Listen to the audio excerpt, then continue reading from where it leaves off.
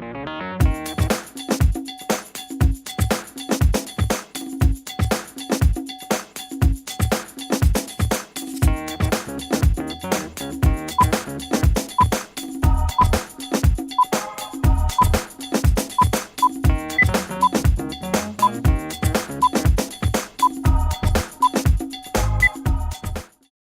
a empezar pues leyendo un fragmentito de una carta publicada en la prensa nacional a principios del mes pasado de agosto.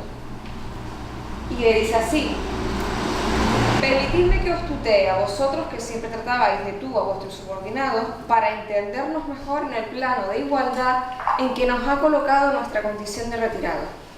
He sido y soy militar por vocación, y si pertenecía a las Fuerzas Armadas Españolas en las postrimerías del franquismo, no lo hice por adherirme como soporte de la dictadura, sino por coherencia con mis propias habilidades y expectativas personales, porque el ejercicio de la profesión militar no es prerrogativa de ningún general, por muy generalísimo que sea, ni de ningún régimen, por mucha intención que tengan de patrimonializar la carrera militar.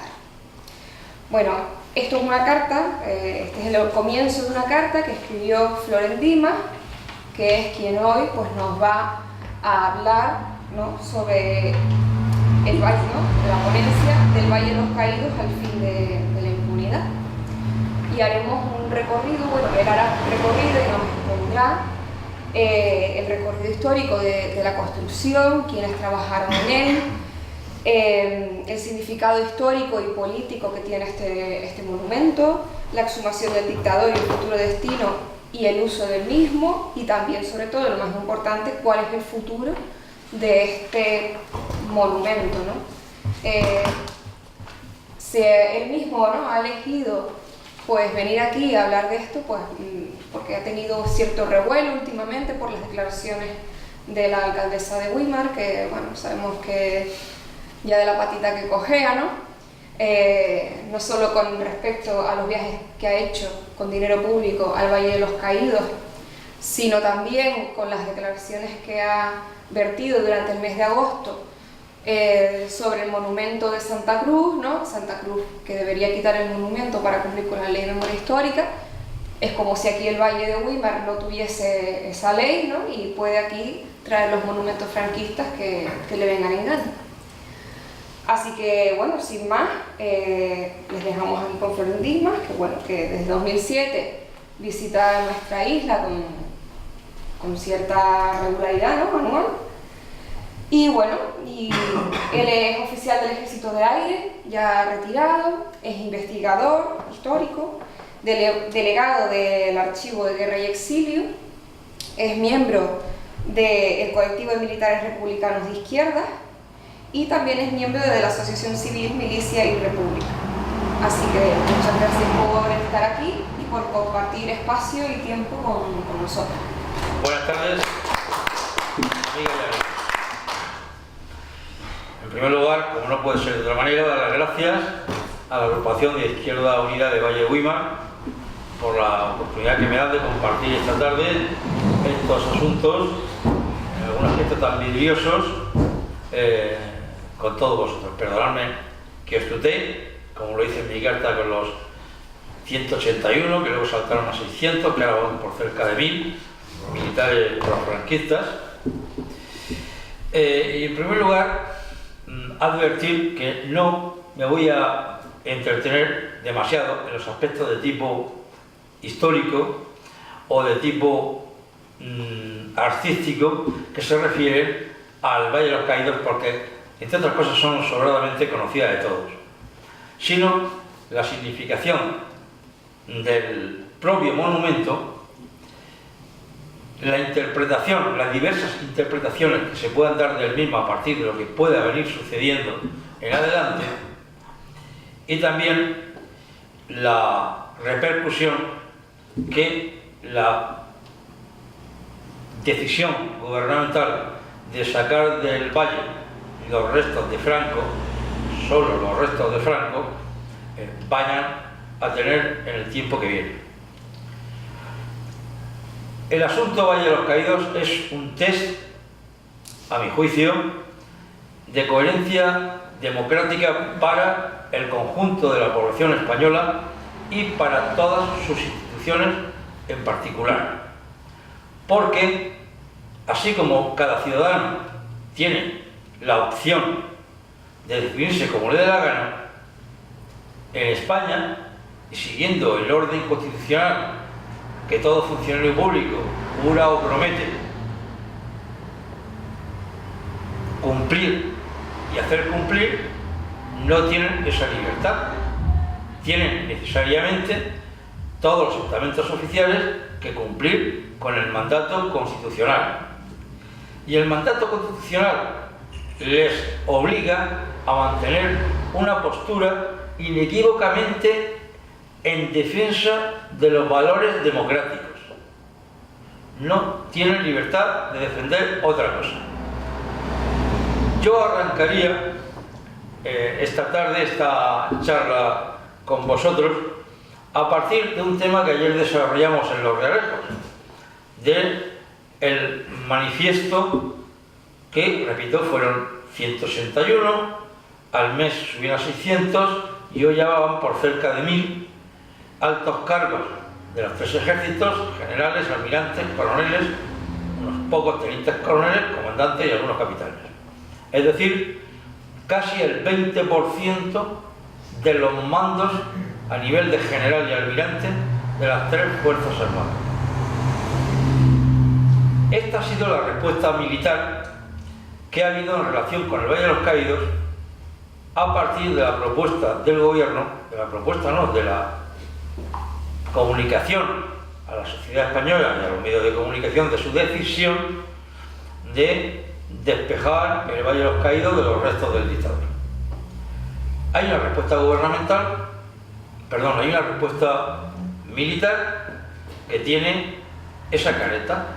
La careta son de unos militares que, faltando a su juramento o promesa, después de haberse pasado toda su vida militar abrazados a la bandera de España y propugnando que su misión, lo más sagrado de su misión, por lo cual están obligados a dar hasta la última gota de su sangre, es la defensa de España, de la Constitución y de todo lo que representa.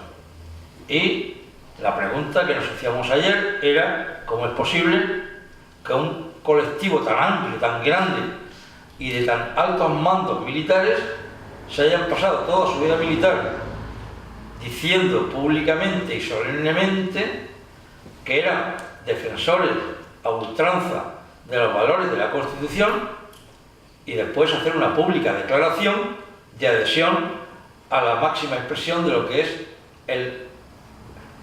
el máximo protagonista de una dictadura contraria a lo que son los valores constitucionales que tenemos.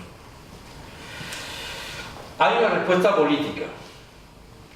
La respuesta política ha tenido tiempos muy diferentes. Yo, cuando escribí esa carta, fue hacia finales del mes de agosto. El manifiesto de los generales fascistas, coroneles y almirantes fascistas, no digo ya ni franquistas, sino ampliando el espectro, es a principios, creo recordar, que sale en el diario de Eduardo Inda, el 3 de agosto de este año. Y durante un mes, yo el día que lo leí, el mismo día 3 que me llegó un enlace, abro la noticia y se me abren los ojos, vamos, de espanto de ver aquello, 181 generales y almirantes. No es el cabo de cuartel ni el cabo corneta. Pero si aquí y empiezo a leer los nombres, porque adjuntaban un PDF con la relación de todos los nombres, y veo ahí ayudantes del rey, mandos de la división acorazada de Brunete, de la división de aerotransportada de Galicia, de mandos del GOE, del general jefe de la infantería de marina de toda España. Pero si está aquí la cúpula militar, digo, nos han estado engañando durante 2 décadas, abrazándose a la bandera de España, diciendo que están para defender los valores democráticos, y ahora se postulan aquí como defensores y garantes de una dictadura militar. Pero esto, ¿cómo se puede digerir?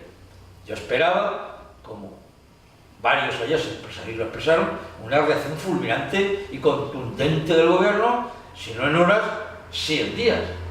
Pero pasaron los días, pasaron las semanas y no existió nadie del gobierno, ni la ministra de Defensa, ni el subsecretario de Defensa, y menos aún el presidente de gobierno que estaba por ahí de viaje. ¿Pero qué pasa aquí? Sigo pasando páginas interiores de los periódicos, de bueno, a ver lo que dicen los partidos políticos. Missing. Como decía ayer, que algunos se rió en los Realejos, el gobierno, pero también la oposición se ha tomado muy en serio las vacaciones. Porque es que están desaparecidos en algo tan gravísimo como es una asonada militar, una rebelión militar. Y decía, por mucho menos hay políticos españoles en la cárcel. Hoy, por muchísimo menos. Esa es la respuesta militar que hay a la decisión del gobierno de sacar los restos de Franco del Valle de los Caídos. Y la respuesta social. La respuesta social en un país como España, donde llega un domingo y no sabemos muy bien qué periódico comprar, porque a todos los metemos en el mismo saco de información manipulada, donde realmente se transmite la información es a través de lo de siempre, de las redes sociales, que con todos sus riesgos son mucho más plurales, gratuitas y abiertas a todas las opiniones. También es cierto que todos sabemos por experiencia lo que son las redes sociales, el WhatsApp, el Twitter, el Facebook, pues que es un río revuelto, un mare magnum donde se razona poco y donde los exabruptos y los disparates pues tienen cancha abierta a cual más gorda. Tampoco se puede sacar mucha luz de los debates a través de las redes sociales. Es decir, la respuesta social es muy variopinta, pero pocos fundamentos de seriedad. Sí, hay personas que realmente se expresan con fundamentos de peso, pero realmente casi se mezclan un ruido infernal de disparates que se dicen en la red y realmente sirve muy poco para clarificar las diferentes posiciones y que la gente pueda tener elementos de juicio para poder opinar sobre qué procedería a hacer en el caso del Valle de los Caídos. La respuesta mediática, a través de los medios de comunicación, ya es, vamos a decir, menos variopinta. Hablamos de lo que dicen los periódicos. Pero los periódicos, ¿quién los escribe? Los periódicos, quienes realmente, la infantería de los periódicos, por lo general, antiguamente, quiero decir, hace 40 años hacia atrás, pues eran periodistas. Hoy la mayoría son becarias y becarios, que por lo general y por desgracia están muy bien preparados en según qué temas, pero en estos temas no tienen ni pajolera idea. Han aterrizado ayer y no conocen, no saben, no conocen toda la trayectoria, toda la carga ideológica, política e histórica que viene arrastrada hasta nuestros días. Y por lo tanto dan una visión muy simplista, muy plana, muy en blanco y negro de un tema que tiene muchísimos colores y muchísimos contrastes. Los periódicos, en lugar de aclarar lo que hacen, el periódico tiene la ventaja o inconveniente sobre todo el ruido de las redes sociales, que parece como que tienen como más seriedad, como que son más creíbles, porque un mensaje en un Twitter que escribe Caperucita Roja, pues tiene la credibilidad que nosotros le queramos dar. Pero claro, si aparece en un periódico que lleva un titular de un periódico que vemos en los kioscos, parece como que nos merece más respeto, pero claro, ¿al servicio de quién está la prensa en España? Pero si la prensa en España son 4 empresas, que son los que dan las directrices a sus mesas de redacción sobre cómo orientar las noticias o cómo crear la noticia o cómo tergiversar la noticia. La prensa, en lugar de clarificar las cosas, lo que todavía da, se basa sobre todo su información en medias verdades y todavía se dificulta más el que la ciudadanía pueda sacar conclusiones más o menos claras de cuál es la problemática del Valle de los Caídos. Hay una respuesta, perdonad por la expresión, vamos a decir, intelectual.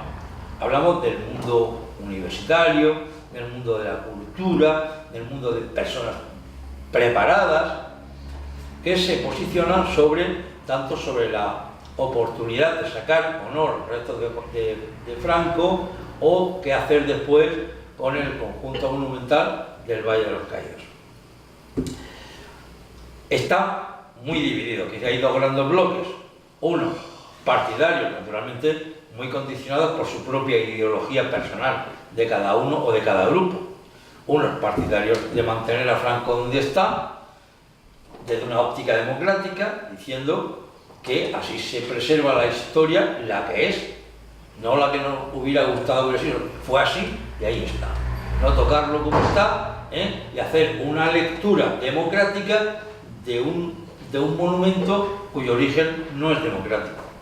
Hay otro sector intelectual, universitario, el mundo de la cultura, el mundo del arte, el mundo de la arquitectura, que opina lo mismo, y otros que opinan que no, que hay que hacer variaciones, hay que quitar escudos, unos dicen que hay que demoler la cruz, que no hay que demoler la cruz, hay diferentes versiones, con lo cual es todavía la verbena de la confusión, porque a través de las opiniones de estos entornos, de la cultura, de la universidad, pues como no tienen una visión unánime, no transmiten una única opinión a la ciudadanía que está esperando a ver qué dicen los listos.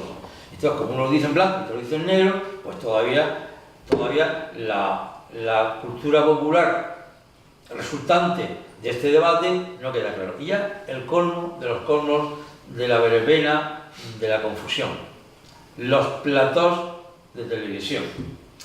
El tema del Valle de los Caídos, el tema de qué hacemos con los restos de Franco, que si se van, que si no se van, que si la familia dice, que si deja de decir, salta a la mayor parte de las televisiones generalistas que conocemos, hasta la pública. ¿Y quiénes desfilan por los platós? Pues todos los hemos visto.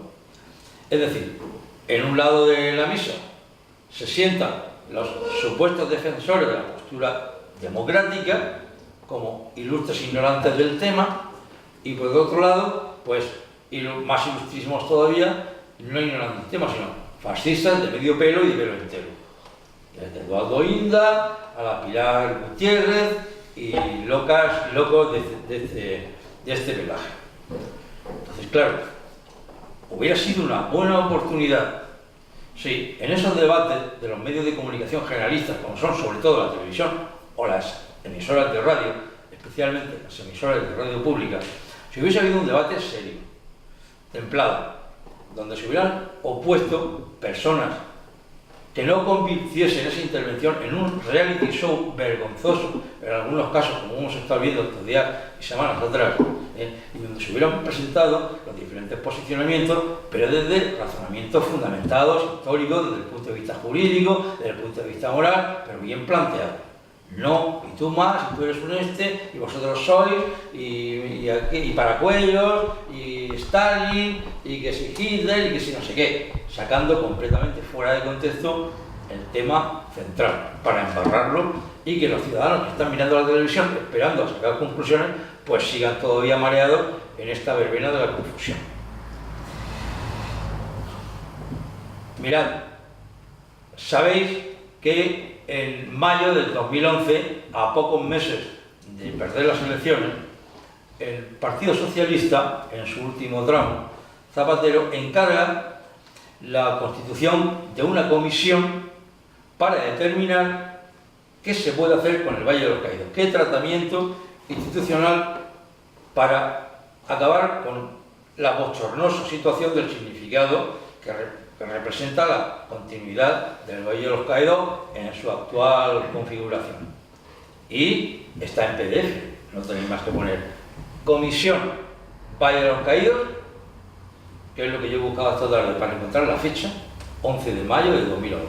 Y ahí tenéis todo, no son muchos, son unos 6 o 7 folios, donde de manera muy clara, muy específica y muy bien expresado se contemplan las propuestas al gobierno de esa comisión de expertos, la mayoría intelectuales de derechas, pero los postulados que hacen son razonables, no son excesivamente avanzados, pero el gobierno se sorprende de que personas que, vamos, de nombres y apellidos de la ilustre derecha española, de la derecha ilustrada, que se atrevan a coincidir con personas del acreditado izquierdismo. El 11 de mayo se firma y se hace entrega al gobierno de esa conclusión con las propuestas para dar una nueva configuración, una nueva interpretación de reformas al Valle de los Caídos. El gobierno se dice, oh, pues muy bonito, vale, lo guarda en un cajón y cuando llega el mes de noviembre y son las elecciones, ¡ah! Que tenemos en el cajón todavía esto y nos echan el PP que ha ganado las elecciones. Y entonces todo lo oísteis por la radio y por la televisión, salieron los medios de comunicación, también en la prensa, el encargo, ya no recuerdo qué ministro fue, al que le sucede, seguramente sería vicepresidente de gobierno, decir, oye, que en el cajón te he dejado la conclusión, por favor, atenderla. El PSOE le pide al PP que lo que tenía que haber hecho los socialistas lo hagan los del PP. Obvio sacar conclusiones de este tipo porque cada uno fácilmente puede sacar las suyas. Bueno, pues resulta que las conclusiones que saca aquella comisión creada por el mismo Partido Socialista pues son las que fundamentalmente y sin haber conexiones representa en su mayor parte el mundo de la memoria histórica, el mundo prorrepublicano y en su conjunto el mundo de la izquierda organizada. Lo primero, y en eso creo que coincidimos todos los que estamos metidos en esto, es la desacralización de la basílica. Al desacralizarla, tienen que desaparecer la función religiosa para, aquella parte para lo que fue construido el Valle de los Caídos. La salida, ya no tiene objeto, de los hermanos dominicos, que cojan el autobús de la empresa municipal de transporte de Madrid y se vayan de allí con su maleta, y la reconversión del conjunto arquitectónico, porque todos tenemos la imagen del Valle de los Caídos, con su cruz al fondo, su basílica en el centro, la escalinata y la gran explanada, donde se reúnen los camaradas falangistas para cantar el cara al sol. Pero es que el Valle de los Caídos son más cosas que normalmente no reparamos en ellos. Es que hay más edificios enormes, grandísimos, a derecha, izquierda y detrás, que son donde está precisamente la orden, donde está el convento, donde está la biblioteca, donde está la escolanía, donde está la sala de reuniones, los refectorios, lo que es la instalación de un enorme monasterio, que es lo que es aquello, aparte de una basílica. Era la reconversión aquello de un memorial. El informe que da la comisión no especifica mucho qué configuración tendría ese memorial, pero en debates posteriores, a lo largo del tiempo hacia acá, las diferentes asociaciones de memoria histórica han hecho muchas propuestas muy coincidentes. Hay una plataforma a nivel estatal que se llama Plataforma contra la Impunidad o Encuentro contra la Impunidad, que ha recopilado un poco las diferentes propuestas del mundo memorialista y ahí, bueno, hay una mayoritaria coincidencia en que allí tiene que, primero, que se convierta todo en un memorial, en su conjunto. Ahora veremos que hay algunas pequeñas divisiones en relación con qué hacer con la cruz.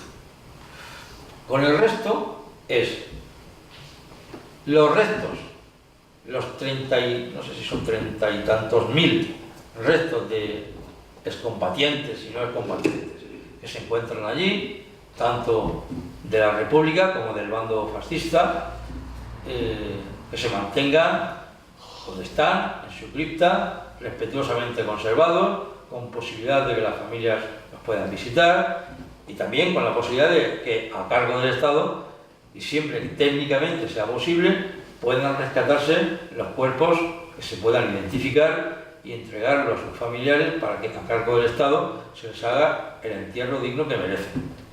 Y los que no, pues que se queden allí conservados en la situación que están, en algunos casos muy lamentable, pero de muy difícil reparación.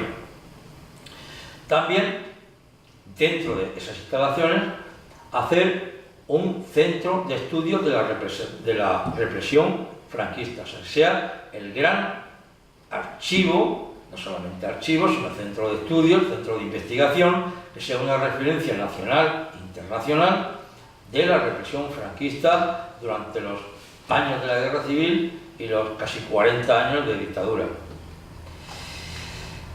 Y por último también que sea un lugar de encuentro de las víctimas, de referencia para las víctimas, los supervivientes y los familiares que estén legitimados para representar su condición de descendientes de esas víctimas. Pues, por ejemplo, yo me considero, como tantos otros, uno de ellos.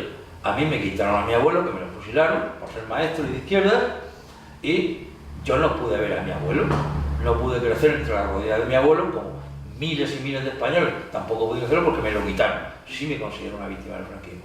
Y yo quiero tener un lugar de encuentro con otros compatriotas míos que también le quitaron un familiar, le quitaron un amigo, le quitaron el hermano, el padre, quien fuera.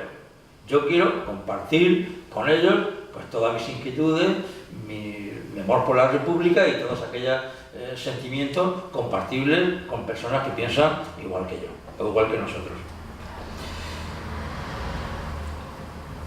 ¿Qué dificultades son las que ha argumentado el gobierno de España para ir retrasando tanto tiempo? Es cierto que inclusive las personas que hemos estado en el mundo memorialista hemos acusado al gobierno de tranquilón, de miedoso, de cobarde, de qué sé yo cuántas cosas. El desarrollo de los acontecimientos nos ha ido abriendo un poco los ojos y despertando que efectivamente ahí el gobierno, para evitar precisamente que por la vía legal, que es bastante tortuosa, y las decisiones de los jueces, todos sabemos que son muchísimas veces impredecibles y hasta sorprendentes, ha querido pisar despacio pero firme. Y por eso realmente se va demorando el tiempo, porque estamos hablando de cuestiones de tipo administrativo. Todo lo que tiene que ver con las exhumaciones, y sobre todo en el contexto que es el Valle de los Caídos, regido por una especie de fundación, con unos estatutos, regidos por unas leyes de no muy clara interpretación.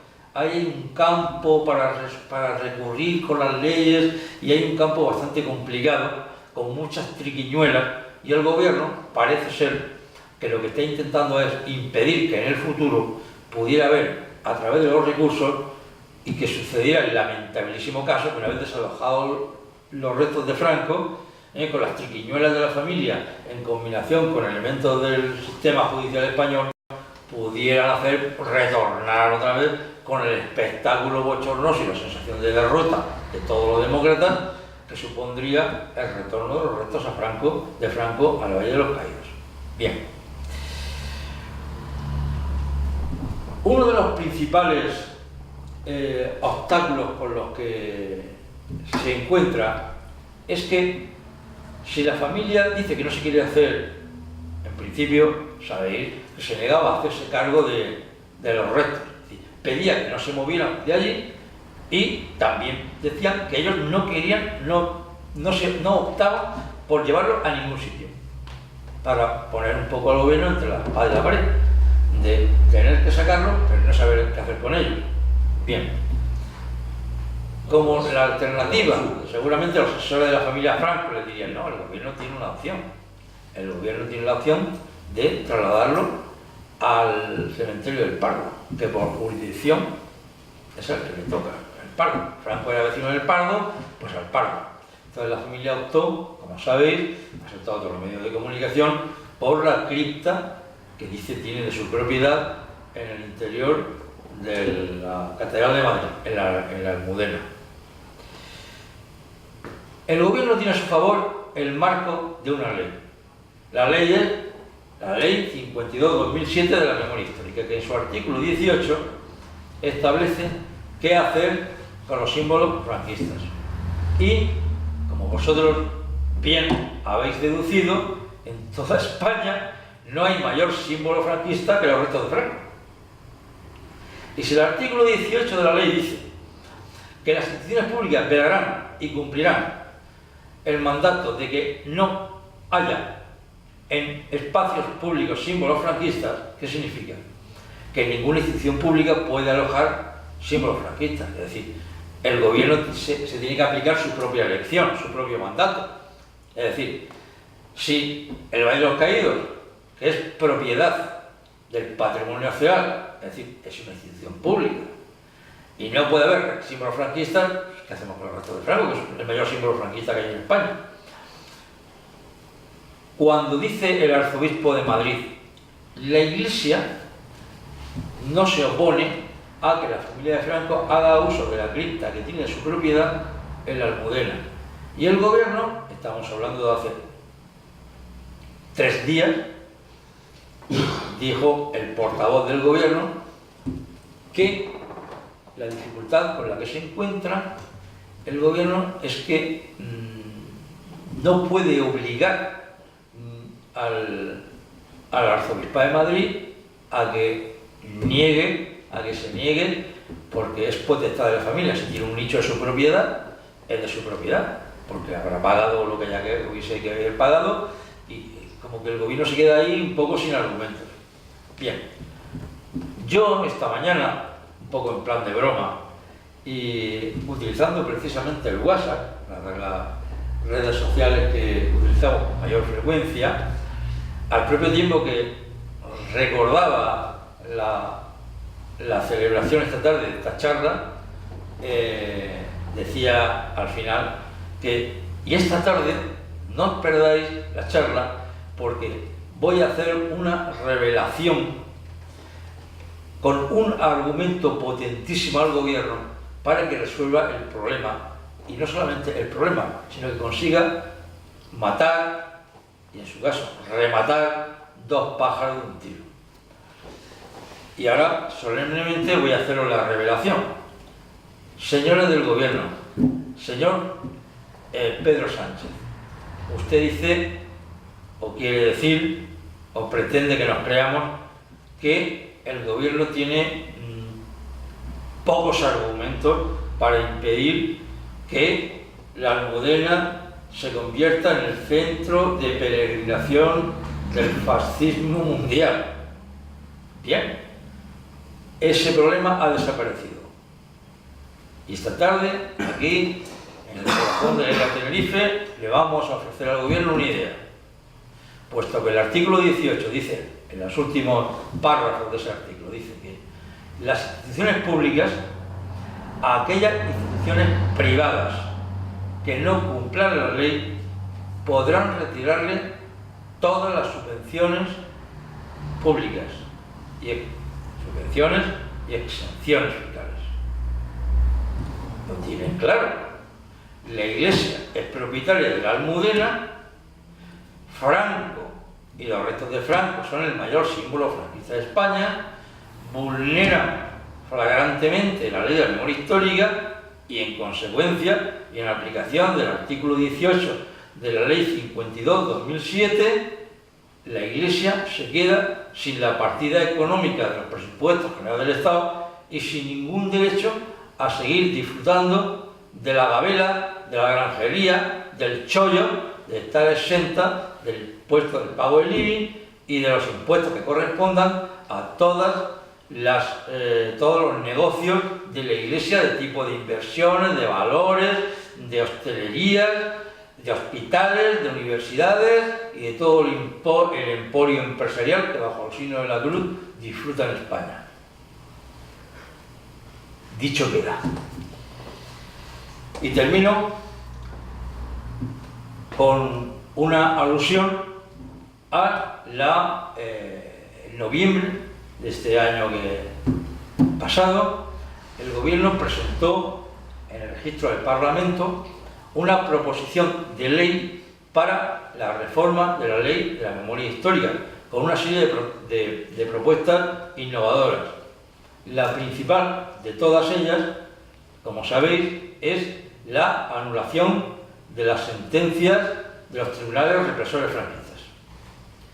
Esto tiene un impacto muy importante porque es la primera vez, es una reforma de peso, de fondo, muy importante, que omitía en la redacción de la anterior ley del año 2007. Realmente es una reforma, una autorreforma de su propia ley, de lo mal que lo hicieron. Pues ahora, al menos esta página la enmienda al gobierno. Eso da pie, y así lo expresa el propio proyecto de ley, a que las víctimas supervivientes que no hayan tenido oportunidad de tener una reparación administrativa de tipo económico, de tipo que sea, puedan solicitarlo. Y también, y así lo contempló la ley, la devolución de los patrimonios incautados. Eso aquí, en Canarias, tiene un peso muy importante, importantísimo, Yo imagino que mi buen amigo Pedro Medina, historiador que algunos conoceréis, habréis escuchado, de Las Palmas, sobre la represión franquista en las islas, especialmente en la isla de Gran Canaria, ya estará poniéndose en marcha sobre el tema, porque aquí la cantidad de robos que hizo el Tribunal de Responsabilidades Políticas a propósito de la terrible represión que hubo desde el primer momento contra significados personas de izquierda de todas las escalas sociales, eso puede tener una impronta económica muy importante o de evolución de patrimonio o de monetarización en términos actuales de bienes, tierras, negocios, almacenes, plataneras, lo que fuera, que las incautaron sin indemnización ninguna. Tiene muchas más cosas positivas, que no voy a enumerar ahora porque no tenemos tiempo. Pero lo peor de la reforma es lo que no reforma.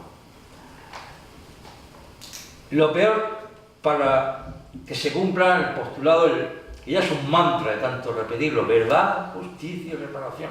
Bien, la verdad, la justicia y la reparación son tres términos cargados de ese significado, pero quizás a base de repetirlos se convierte en un mantra que como calle llover. La verdad, la justicia y reparación fuera del marco de la justicia no significa nada.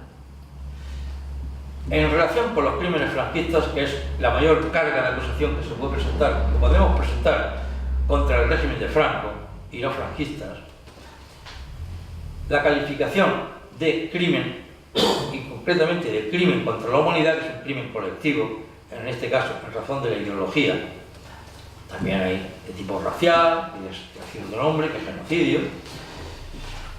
Eso no lo deciden ni los historiadores, ni los forenses que están ahí hurgando ahí los restos y viendo los agujeros de los cráneos de los asesinatos cometidos por los tiros de gracia. No, eso lo hace un juez. La firma de un juez, de un documento, en el cual, ante el descubrimiento de una serie de restos humanos con muestras evidentes de muerte violenta, que a través de los informes que dan no solamente los forenses, sino los historiadistas, los historiadores, los documentalistas, que forman parte de los equipos que se forman alrededor de una exhumación, a la vista de todo eso, determina que es un crimen colectivo. Y ya los historiadores son los que sitúan en la historia ese crimen y entonces ya adquiere, en virtud del artículo 305.bis del Código Penal, la categoría de crimen contra la humanidad. El problema es que la reforma de la ley de la memoria histórica que va a presentar el PSOE, sobre la que Unidos Podemos ha presentado conjuntamente su propia reforma de la ley de la memoria histórica, mucho más completa que la del Partido Socialista, y no lo digo aquí para hacer la pelota a nadie. ¿Por qué es mucho más completo? Porque, suponiendo un gran avance la ley, el proyecto de ley socialista, tiene una carencia que es insoportable, que es que mantiene la vigencia de la ley de amnistía de 1977, que es la que marca el principio de impunidad de los crímenes franquistas. Crímenes franquistas cuya máxima expresión simbólica es el Valle de los Caídos. La propuesta de Unidos Podemos es anulación de la ley de amnistía de 1977 y ya toda la arquitectura que hay de protección al franquismo cae la falange, tiene que legalizarse, caen las leyes franquistas, que muchas de ellas se refieren naturalmente a aspectos de la ley hipotecaria, ley de comercio y demás, que caen como leyes franquistas y el día siguiente, hoy día se anula la ley, el día siguiente sale con otro nombre de la ley y con otra fecha, siendo la misma ley, porque no todas las leyes son represivas y no todas las leyes de un régimen durante 40 años son rechazables, porque hay leyes que se refieren a comunicaciones, a navegación marítima, a comercio, esas no tienen por qué ser derogadas bajo ningún concepto. La parte más negativa es que, al no anular la ley de amnistía, los jueces no pueden señalar la responsabilidad penal de los autores de los crímenes, aunque se sepa quiénes son, entre otras cosas porque cuando se trata de milicias, sobre todo aquí, en las islas. Es decir, que no hubo ni jueces ni nada, que partidas de sicarios de los terratenientes y de los aguatenientes y falangistas que iban por los barrancos y por los caseríos cazando a la gente como liebres, matándolos, pegándole 4 tiros, tirándolos por los barrancos, metiéndolos dentro de un saco y tirándolos al mar. O llevándolos a Faifel y a partir de ahí se meten en un agujero negro y desaparecen. Entonces, precisamente, esa impunidad viene marcada por la ley de amnistía. La ley de amnistía, por Izquierda Unidos Podemos, tiene que ser anulada. Y automáticamente, que sea una ley, como he dicho, toda la arquitectura de protección del franquismo cae. Con lo cual, el debate que tenemos de las calles franquistas, de si la calle de la División Azul la quitamos, que si la calle de Puño Grande la dejamos, que si Villana Astray participó o dejó de participar en la guerra, que si Quipo de Llano murió antes o murió después, que si José Antonio fue una víctima de todo eso desaparece.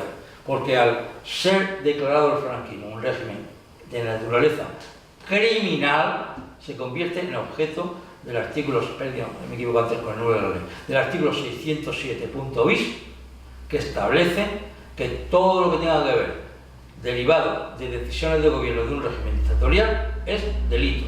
Luego la Falange pasa a ser una asociación ilegal de naturaleza criminal y por lo tanto tiene que ser disuelta y se prohíbe todos los mensajes, por supuesto la Fundación Francisco Franco quedaría automáticamente fuera de ley y perseguible penalmente todas sus actividades.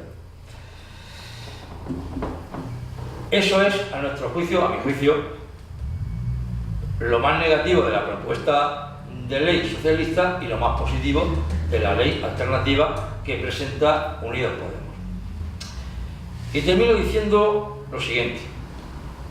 El tema del Valle de los Caídos no es un tema curioso, un tema recurrente para una serpiente de verano, decíamos en un congresillo que se hacía hace mes y medio. Esto, algunos medios se han empeñado en que esto sea una serpiente de verano. En algunos modos, y viendo cómo se ha ido desarrollando el debate con los reality show, casi hemos estado muy cerca de que esto sea considerado sociológicamente como una especie del tema de este verano. Los restos de frango, ¿qué hacemos con ellos? ¿Dónde los metemos? Y entonces a partir de ahí hasta chistes y todo, sabéis que se han movido, ¿no? Que si hacer triturarlos para hacer pienso de cerdo, para así completar el ciclo biológico y bromas de este tipo, con menor o peor gusto. El tema del Valle de los Caídos, el tema de dónde van a parar los restos del dictador, tiene que ser necesariamente un tema de dignidad nacional.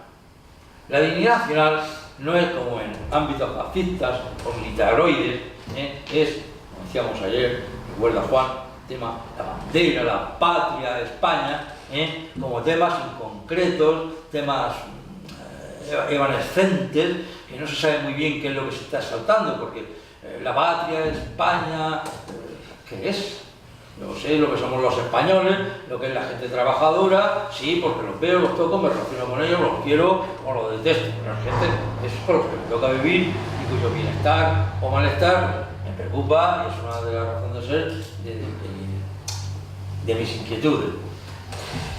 Pero el tema de dignidad nacional es que un país que sigue todavía cultivando institucionalmente, dentro de las instituciones, el culto, como es el Valle de los Caídos, a un régimen y a un dictador, y está ahí y no pasa nada, y ha sido el cuarto mayor monumento más visitado de Madrid, después del Palacio Real, del Museo del Prado y del Reina Sofía, y después el más visitado, el Valle de los Caídos.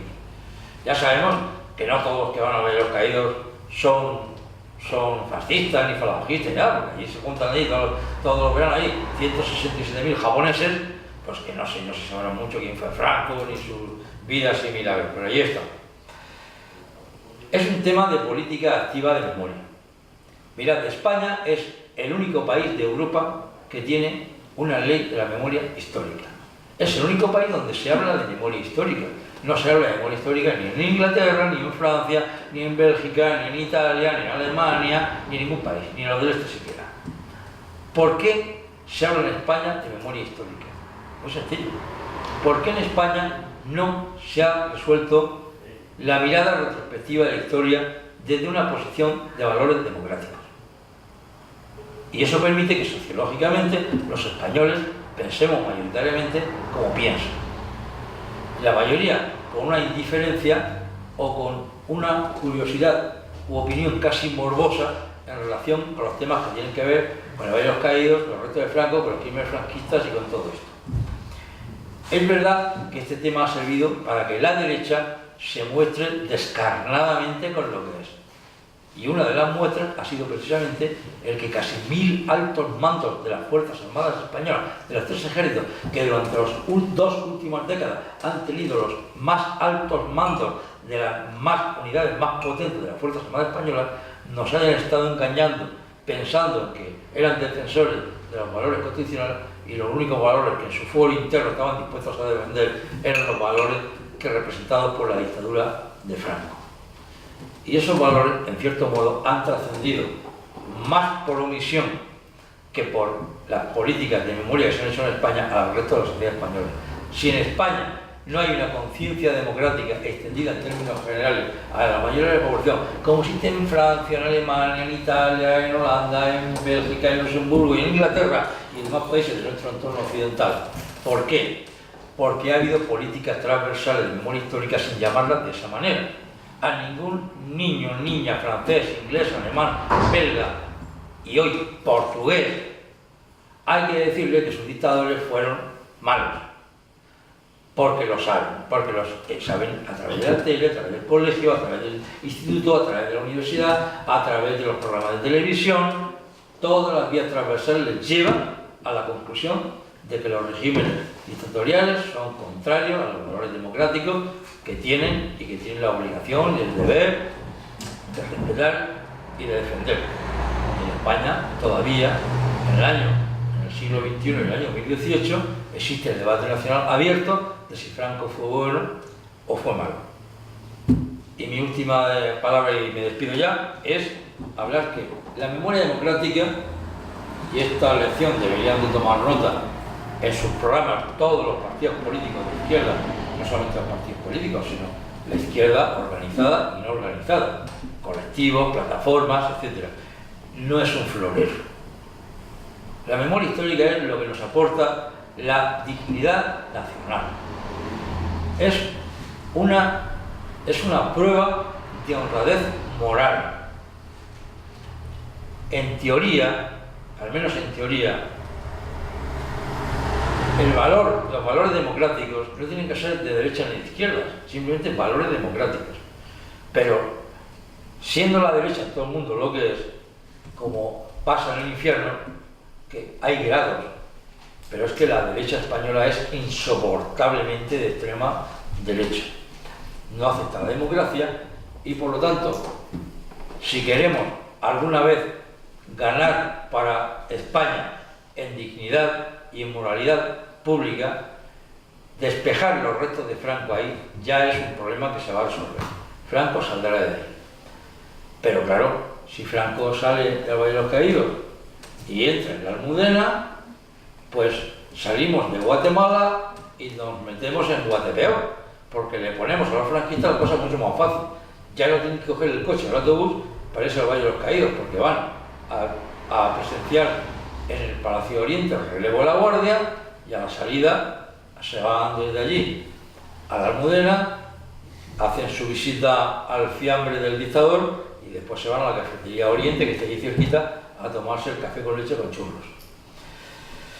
Y nada más, yo pediría únicamente a los aquí presentes y a sus entornos ideológicos, familiares, de amigos y amigas, que les transmitiesen la necesidad de que esta elección, este test democrático que representa todo el debate que hay en torno no solamente al desalojo de los valles de los restos de Franco, sino la propia nueva